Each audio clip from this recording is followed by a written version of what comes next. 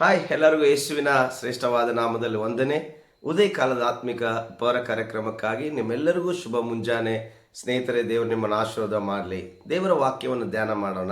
ದೇವರ ವಾಕ್ಯ 112ನೇ ಕೀರ್ತನೆ ಸತ್ಯವೇದದಲ್ಲಿರುವ ಪುಸ್ತಕ, ಅದರ 4ನೇ ವಚನದಲ್ಲಿ ವಾಕ್ಯ ಹೀಗೆ ಹೇಳ್ತದೆ: ಯಥಾರ್ಥರಿಗೆ ಕತ್ತಲೆಯಲ್ಲಿಯೂ ಜ್ಯೋತಿ ಮೂಡುವುದು, ದಯೆ ಕನಿಕರವು ನೀತಿ ಉಳ್ಳ ದೇವರೇ ಆ ಜ್ಯೋತಿ. ದೇವರಿಗೆ ಸ್ತೋತ್ರ ಹೇಳೋಣ. ಇವತ್ತು ಯಥಾರ್ಥರ ಕುರಿತಾಗಿ ದೇವರು ಮಾತಾಡ್ತಾ ಇದ್ದಾನೆ. ಯಥಾರ್ಥರಿಗೆ ದೇವರು ಏನಾಗಿದ್ದೀನಿ ನಾನು ಎಂಬುದಾಗಿ ಹೇಳ್ತಾ ಇದ್ದಾನೆ. ನಿಜವಾಗ್ಲಿ ಇವತ್ತು ಯಥಾರ್ಥವಂತರು ನೋಡ್ತಿರುವವರೇ ದೇವರು ನಿಮ್ಮನ್ನು ಆಶೀರ್ವಾದ ಮಾಡ್ತಾ ಇದ್ದಾನೆ. ಹೇಗೆ ಅಂತಂದರೆ, ನೋಡ್ರಿ, ನೀವು ಮಾಡುವ ಕೆಲಸದಲ್ಲಿ ಯಥಾರ್ಥವಾಗಿ ಮಾಡ್ತಿದ್ರು ಕೂಡ ನಿಮ್ಮನ್ನು ಜನ ನಂಬ್ತಾ ಇಲ್ಲ. ಮತ್ತು ನೀವು ಸೇವೆಯಲ್ಲಿ ಯಥಾರ್ಥವಾಗಿ ಹೋಗ್ತಿದ್ರು ಕೂಡ ನಿಮ್ಮನ್ನು ಟೀಕೆ ಮಾಡ್ತಾ ಇದ್ದಾರೆ, ನಿಮ್ಮನ್ನು ಅವಮಾನ ಪಡಿಸ್ತಾ ಇದ್ದಾರೆ. ಅದೇ ರೀತಿಯಲ್ಲಿ ನೀವು ತೆಗೆದುಕೊಳ್ಳುವ ಪ್ರತಿ ವಿಷಯಗಳಲ್ಲಿ ನೀವು ಯಥಾರ್ಥವಾಗಿದ್ದರೂ ಕೂಡ ನಿಮ್ಮನ್ನು ಜನರು ಇಷ್ಟಪಡದವರಾಗಿ ನಿಮ್ಮನ್ನು ವಿಧ ವಿಧ ರೀತಿಯಲ್ಲಿ ನಿಮ್ಮನ್ನು ಕಷ್ಟಕ್ಕೆ ಒಳಪಡಿಸ್ತಾ ಇರ್ಬೋದು. ಅದೇ ರೀತಿಯಲ್ಲಿ ನೀವು ಮಾತನಾಡುವಂಥದ್ದು ಯಾವುದೋ ವಿಷಯದಲ್ಲಿ ಮಾತನಾಡುವಾಗ ಯಥಾರ್ಥವಾಗಿ ಮಾತನಾಡೋದು ಕೂಡ ನಿಮ್ಮ ಮಾತಿಗೆ ವಿರೋಧವಾಗಿ ಇರುವಂಥದ್ದು.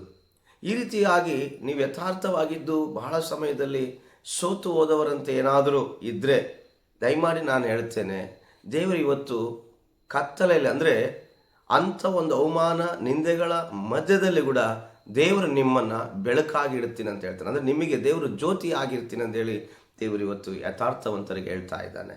ದೇವರಿಗೆ ಸ್ತೋತ್ರ ಹೇಳ್ತೇನೆ. ನಿಜವಾಗ್ಲಿ ಯಥಾರ್ಥವಂತರು ಒಬ್ಬ ಚಿಕ್ಕ ಮಕ್ಕಳ ಸ್ವಭಾವ ಉಳ್ಳವರಂತೆ. ಇವರಿಗೆ ಕೊಡೋದು, ಕ್ಷಮಿಸೋದು, ಪ್ರೀತಿಸೋದು, ಕನಿಕರಿಸೋದು, ನಮಗೆಲ್ಲಂದ್ರೂ ಪರವಾಗಿಲ್ಲ, ಇನ್ನೊಬ್ಬರಿಗೆ ಕೊಡೋಣ. ನಾವು ಮಾಡೋ ಕೆಲಸದಲ್ಲಿ ನಿಯತ್ತಿರಬೇಕು. ಒಂದು ಲಂಚ ಬೇಡ, ಒಬ್ಬರ ಹತ್ರ ನಾವು ಅನ್ಯಾಯವಾಗಿ ಸಂಪಾದನೆ ಮಾಡಬಾರ್ದು.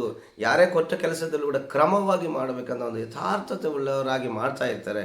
ಆದರೆ ಇವ್ರನ್ನ ಭಾಳ ಜನ ಇವತ್ತು ಅವಮಾನ ಪಡಿಸೋದು, ನಿಂದೆ ಮಾಡೋದು, ಅವ್ರನ್ನ ಟೀಕೆ ಮಾಡೋದು, ಅವ್ರಿಗೆ ಅಷ್ಟೇ ಬಿಡು, ಇವನಿಷ್ಟೇ ಬಿಡು ಎಂಬುದಾಗಿ. ಆದರೆ ಇವತ್ತು ಅಂಥ ಯಥಾರ್ಥರಿಗೆ ದೇವರು ಹೇಳ್ತಿದ್ದಾನೆ, ಕತ್ತಲಲ್ಲಿಯೇ ಜ್ಯೋತಿ ಮೂಡುತ್ತದಂತೆ.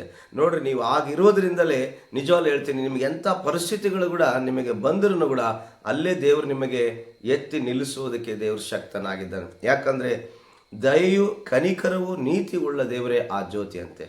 ಅಂಥ ದಯೆ, ಕನಿಕರ, ನೀತಿ ನಿಮ್ಮೊಳಗಡೆ ಯಾವಾಗಲೂ ಸದಾಕಾಲ ಇರುತ್ತದೆ. ಆ ಆಶೀರ್ವಾದ ಯಾವಾಗಲೂ ನಿಮಗಿರ್ತದೆ. ಅದಕ್ಕಾಗಿ ಚಿಂತಿಸೋ ಅವಶ್ಯಕತೆ ಇಲ್ಲ. ಯಥಾರ್ಥವಾಗಿ ಇರ್ರಿ. ದೇವರು ನಿಮ್ಮನ್ನು ನೋಡುವವನಾಗಿದ್ದಾನೆ, ನಿಮ್ಮನ್ನು ಆಶೀರ್ವದಿಸ್ತನಾಗಿದ್ದಾನೆ. ನಿಮಗಾಗಿ ನಾನು ಪ್ರಾರ್ಥಿಸ್ತೇನೆ.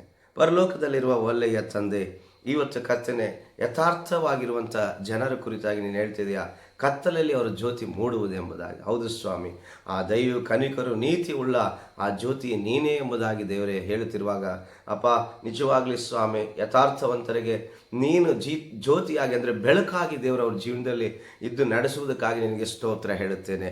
ಆಶೀರ್ವಾದ ಮಾಡು, ನಿನ್ನ ನಾಮ ಮಹಿಮೆ ಪಡಿಸಿಕೊ, ಯೇಸು ನಾಮದಲ್ಲಿ ತಂದೆ, ಆಮೇಲೆ. ಎಲ್ಲರೂ thank you. God bless you. ನಿಮ್ಮ ಯಥಾರ್ಥತೆ ಬಿಡಬೇಡ್ರಿ.